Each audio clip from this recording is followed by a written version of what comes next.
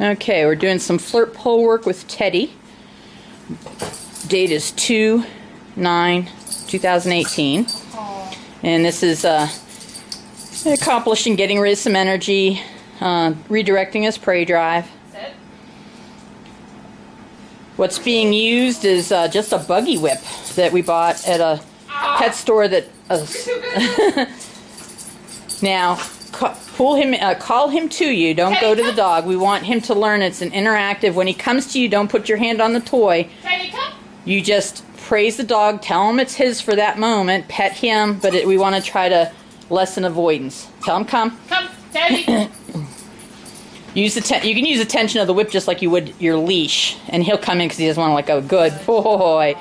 So that reduces avoidance. Good boy if he wants, as soon as he wants to go, but we just don't want him learning in there. He actually returned to you on his own there. So every time he returns to you, praise him up, tell him that's a good boy. Good boy. Oh, very nice. Good job, buddy. Again, this is just like a lunging whip that we got at a horse supply store. And we just tied a squeaky toy at the end of it. So, okay. So, tell him to drop it and release all pressure. Go with the dog. Tell him to drop it. Drop it. And walk into the dog. Put one foot on it. Tell him drop it. Drop it. Okay. And now step on it. Tell him drop it. Drop. Good. Every time he lets go of it, praise him up.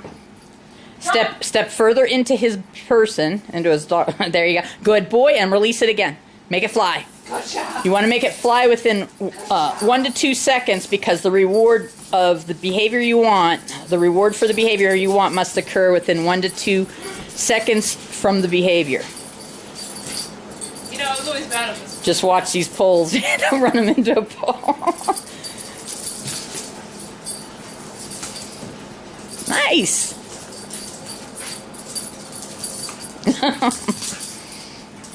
And he's having fun with that. We should have gotten video of the scent game. We just got done playing with them too. I didn't think to get the camera out and let him win. Don't go too long without letting them win. There you go. Good job. You caught it. Good job, Teddy. Yay. Good job. You can use pressure on the line now to bring him into you because you're not making him get rid of the toy. You're letting him hold it. Good job. Very nice. And this is, I don't know, there's some German trainer who, he coined this holding the dog.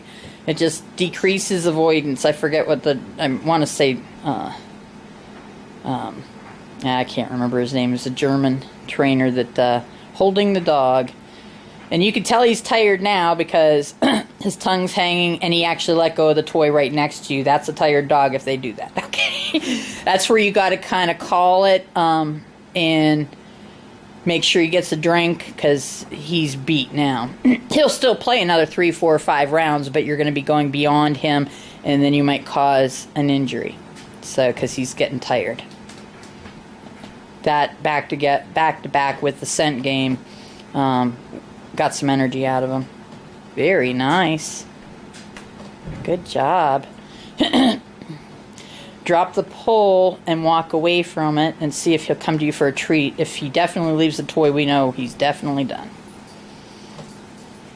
Yeah, Teddy, see, come. he's done. Teddy, come. Good job. You just want to be careful. Just like little kids, they'll overdo it. Young dogs like this will overdo it.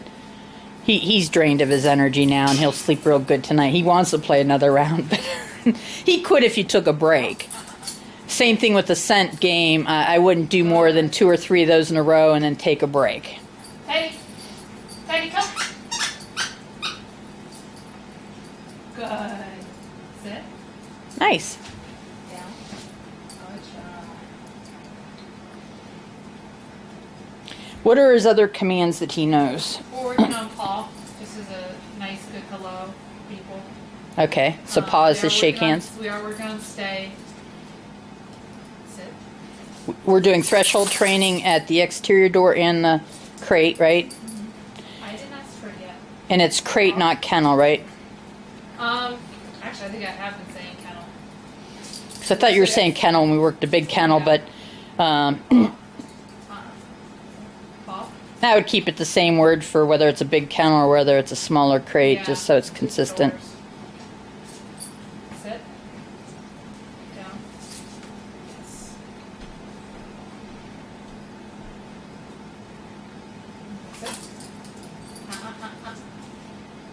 If he does that, don't retract your hand, hold it there, but make a fist and then close it. It's harder for them to nip at a fist.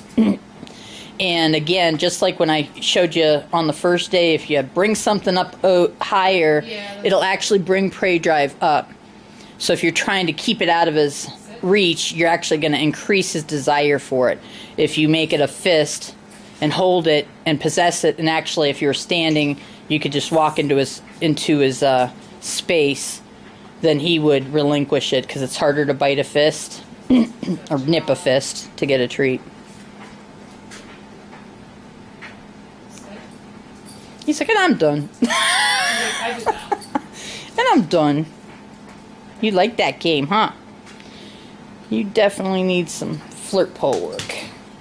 Get rid of that energy every day. Till we find you. Buggy whip? Yeah, that's just a lunge whip. And we cut off the end to where it's only like 3.5, 4 feet max. It's a little bit big to be using in the space that we had here, but you could probably find shorter whips than that too. And there's also, if you go to YouTube and type in how to make a flirt pole, F-L-I-R-T, there is a video that someone put on very nicely, how to make a PVC flirt pole using a couple of washers and some paracord. So, all right.